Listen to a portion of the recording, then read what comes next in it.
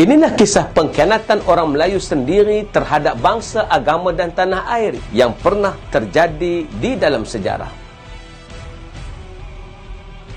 Assalamualaikum, kami akan terus berkarya dan menyampaikan ilmu dengan baik. Terima kasih kerana terus menyumbang.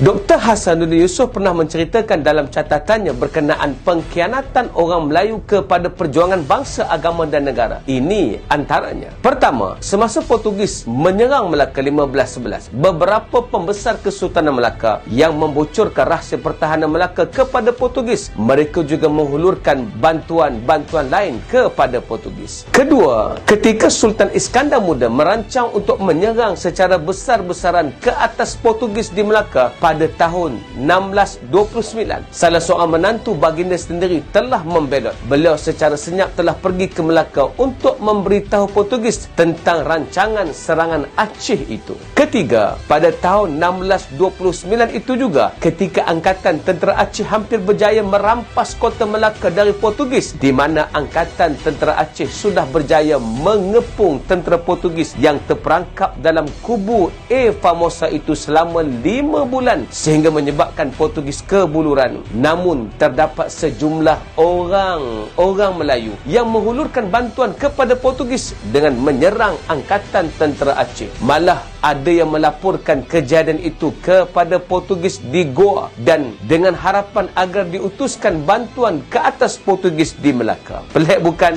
Bangsa Melayu mengkhianati tanah airnya. Keempat, pada tahun 1784 ketika Raja Haji Fisabilillah dari Riau dan Sultan Ibrahim dari Selangor hampir berjaya merampas kota Melaka dari Belanda, di mana angkatan tentera Riau Selangor berjaya mengepung kota Melaka, maka beberapa orang raja dari kerajaan-kerajaan di alam Melayu dan angkatan tentera mereka datang menghulurkan bantuan kepada Belanda. Kelima, ketika Diponegoro memimpin perang jihad menentang Belanda dalam Perang Jawa pada tahun 1825 hingga 1830, beberapa bangsawan tempatan telah menjadi mata-mata Belanda bagi menewaskan angkatan perang Diponegoro. Ketujuh, menurut At-Tarikh Salasilah Negeri Kedah, Tengku Yaakob iaitu Raja Muda Kedah bersama pengikutnya telah mengkhianati kerajaan Kedah, di mana beliau dan para pengikutnya telah mengadap Raja Ligur iaitu Chow Phya Nongkon Sri Tamrat, lalu membocorkan rahsia pertahanan kerajaan Kedah kepada Raja Ligur itu. Tengku Yaakob juga telah mengemukakan kepada Raja Ligur itu beberapa cara yang mudah untuk menakluki kerajaan Kedah. Oleh itu, Siam pun dapat menakluki Kedah